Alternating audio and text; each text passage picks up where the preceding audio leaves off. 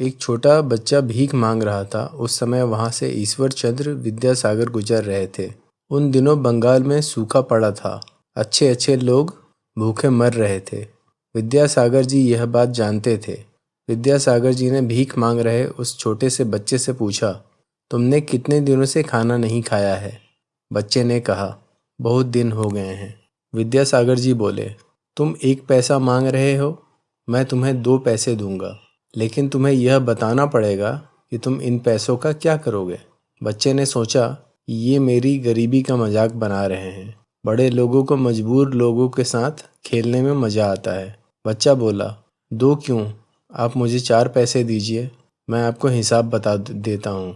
मैं 2 पैसों की चीज़ खरीद लूँगा और 2 पैसे माँ को दे दूँगा। माँ का नाम सुनकर विद्यासागर जी बोले, मैं 4 पैसे की जगह 4 आने दे दूँ तो? अब राशि बढ़ गई थी तो बच्चे ने कहा, 2 आने में खाने की चीज़ें खरीद लूँगा, इससे मेरी माँ का काम चल जाएगा और बाकी 2 आने में मैं फल बेचने का काम करूँगा। विद्यासागर जी ने कहा, ठीक है फिर 1 रुपया ले जा।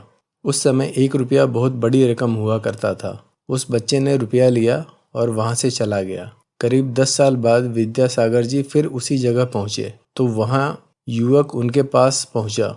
युवक ने उन्हें प्रणाम किया और बोला, आपने मुझे नहीं पहचाना, लेकिन मैं आपको पहचान गया हूँ। आपसे निवेदन है, आप मेरी दुकान पर चलें। ईश्वरचंद्र विद्यासागर उस युवक के साथ उसकी दुकान पर पहुँचे।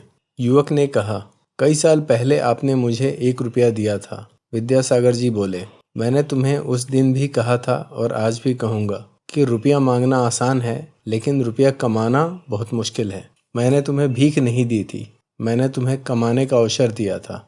मैं बहुत खुश हूँ कि तुमने धन से धन कमाया। तो इस कहानी से हमें ये शिक्षा मिलती है कि अधिकतर लोगों के पास धन बहुत सीमित है। ये हमारी योग्यता पर निर्भर करता है कि हम धन से धन कमा पाते हैं या नहीं। हम धन को कैसे असीमित कर सकते हैं, ये हम पर ही निर्भर करता है।